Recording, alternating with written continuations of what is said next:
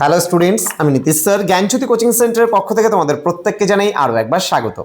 তো স্টুডেন্টস, আজকে আমি তোমাদের সঙ্গে আলোচনা করব এনইপি 4 ইয়ার আন্ডার গ্র্যাজুয়েট প্রোগ্রামের অধীনস্থ যে সমস্ত ছাত্রছাত্রীরা যারা এসকেবিইউ অর্থাৎ সিধু কানু বিরসা ইউনিভার্সিটির অধীনস্থ বিভিন্ন কলেজগুলোতে পড়াশোনা করছো 6th সেমিস্টারে মেজর বাংলা নিয়ে, তাদের জন্য আজকে মেজর বাংলা 10 থেকে একটি অতি গুরুত্বপূর্ণ কবিতা তোমাদের রয়েছে, মহুয়ার দেশ। এই মহুয়ার দেশ বলে যে কবিতাটি রয়েছে, সমর সেন রচিত এই কবিতাটি নিয়ে আজকে ক্লাসটিতে আমি বিস্তারিত আলোচনা করব, ডিটেলসে আলোচনা করব তোমাদের সঙ্গে। তোমরা যারা এখনো আমাদের চ্যানেলটিকে সাবস্ক্রাইব করোনি তারা অবশ্যই চ্যানেলটিকে সাবস্ক্রাইব করে পাশে থাকা বেল আইকন অল প্রেস করে দেবে, যাতে নেক্সট টাইম থেকে কোনো ভিডিও আপলোড করলে তার নোটিফিকেশন তুমি সবার আগে পেতে পারো। এছাড়া যারা ভাবছো যে অনলাইনে আমাদের ক্লাস জয়েন করবে তারা অবশ্যই যোগাযোগ করো আমাদের অফিসিয়াল নাম্বার 6295916282 নাম্বার এবং 7076398606 নাম্বারে।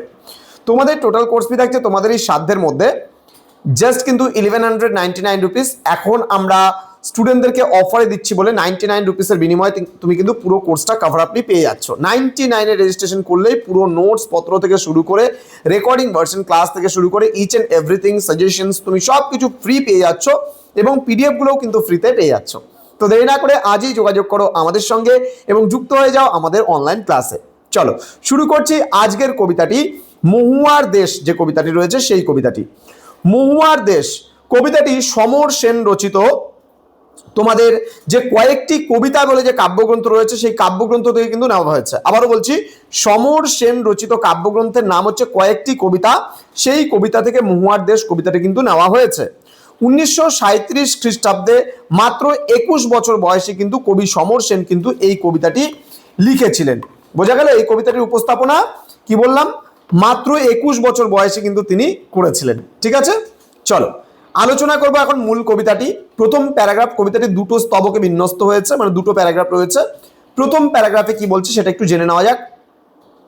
কি বলেছে দেখো, বলেছে মাঝে মাঝে সন্ধ্যার জলস্রোতে অলস সূর্য দেয় একে গলিত সোনার মতো উজ্জ্বল আলোর স্তম্ভ, আর আগুন লাগে জলের অন্ধকারে ধূসর ফেনায়, সেই উজ্জ্বল স্তব্ধতায় ধোয়ার বঙ্কিম নিঃশ্বাস ঘুরে ফিরে ঘরে আসে শীতের দুঃস্বপ্নের মতো।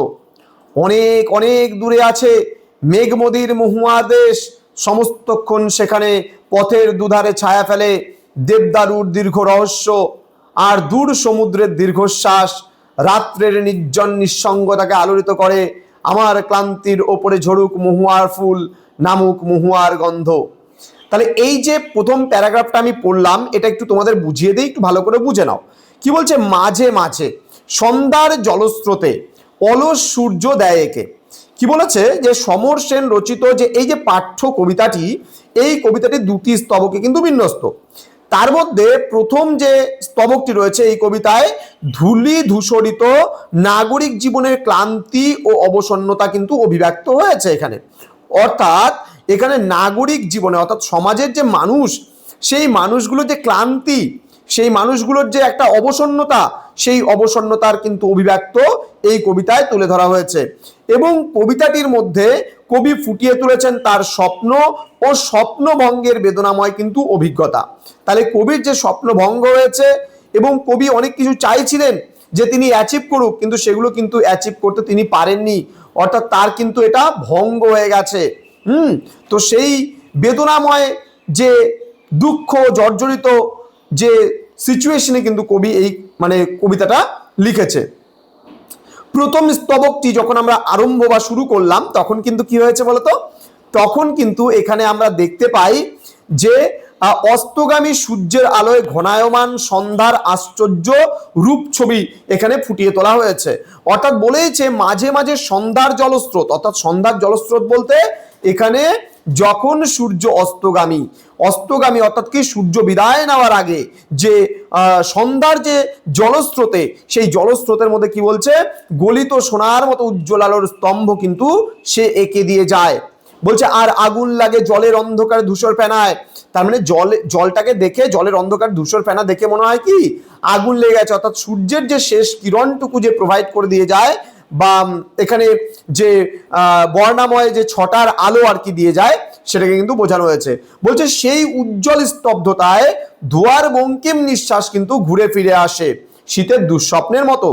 তাহলে এখানে বলছে যে গলানো সোনার মতো উজ্জ্বল তার রং, এবং এই আলোর যে এই তীব্র উজ্জ্বলতা দেখে কিন্তু বিভ্রম হতে হয়। ঠিক আছে, অন্ধকারে জলের ধূসর ফেনায় যেন আগুন লেগেছে মনে হয়। ঠিক আছে, কবির মনে হয় যে আসন্ন সন্ধ্যার যে সৌন্দর্যের উজ্জ্বল স্তব্ধতা, এটা কিন্তু দীর্ঘস্থায়ী হয় না। তার কারণ বলছে এখানেই যে ধোয়ার এবং বঙ্কিম নিঃশ্বাস ঘুরে ফিরে আসে শীতের দুঃস্বপ্নের মতো, অর্থাৎ যেই স্বপ্নটা হঠাৎ করে আসে আবার এখান থেকে চলে যায়। কারণ এখানে নাগরিক যে মধ্যবিত্ত জীবনের ক্লান্ত একঘেয়েমি, ধোয়ার অস্পষ্ট বেঁচে থাকার মতো অবসন্ন শীতের হিম দুঃস্বপ্ন হয়ে কিন্তু আবর্তিত হতে দেখা যায়। তারপরে কি বলছে যে রাত্রির নির্জন নিঃসঙ্গতাকে আলোড়িত করে দূর সমুদ্রের দীর্ঘশ্বাস, আমার ক্লান্তির ওপরে পড়ুক ঝরুক মহুয়া ফুল নামুক মহুয়ার গন্ধ। তাহলে কবি কি বলছে, যেহেতু কবি ক্লান্ত, বলছে আমার এই ক্লান্তির ওপরে ঝরে পড়ুক কি মহুয়া ফুল, এবং কি নামার কথা বলা হয়েছে এখানে, মহুয়ার গন্ধ কিন্তু নামার কথা বলা হয়েছে।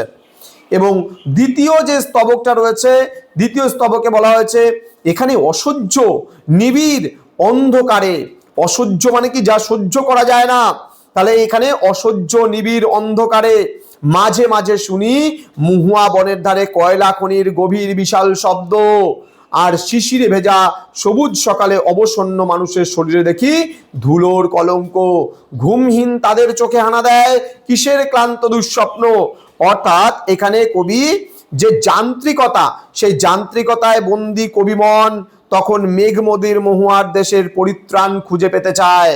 ঠিক আছে, আর কি চেয়েছে এখানে বলা হচ্ছে, সেখানে দীর্ঘ দেবদারুর পথের দুধারে রহস্যময় ছায়া ফেলে যায়, আরো দূরে সমুদ্রের দীর্ঘশ্বাসে রাত্রের নির্জন নিঃসঙ্গতা আলোড়িত হয়, এবং কবি তখন নিঃসঙ্গ বেঁচে থাকার এই ক্লান্ত একাকিত্বের ওপর কিন্তু মহুয়া ফুল ঝরে পড়ার কথা এবং কবুর মত্ত হয়ে যে মহুয়ার গন্ধ নেমে আসার কথা কিন্তু বোঝানো হয়।